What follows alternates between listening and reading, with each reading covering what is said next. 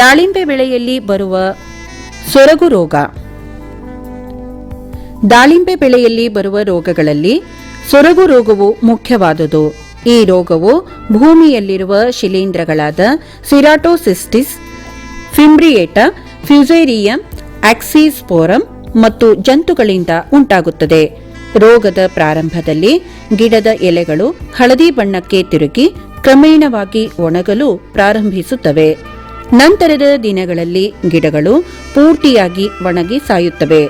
ರೋಗಪೀಡಿತ ಗಿಡದ ಕಾಂಡವನ್ನು ಸೀಳಿ ನೋಡಿದಾಗ ಝೈಲಂ ಕೋಶ ಸಮೂಹಗಳು ಕಂದು ಬಣ್ಣಕ್ಕೆ ತಿರುಗಿರುವುದನ್ನು ಕಾಣಬಹುದು. ನಿರ್ವಹಣಾ ಕ್ರಮಗಳು.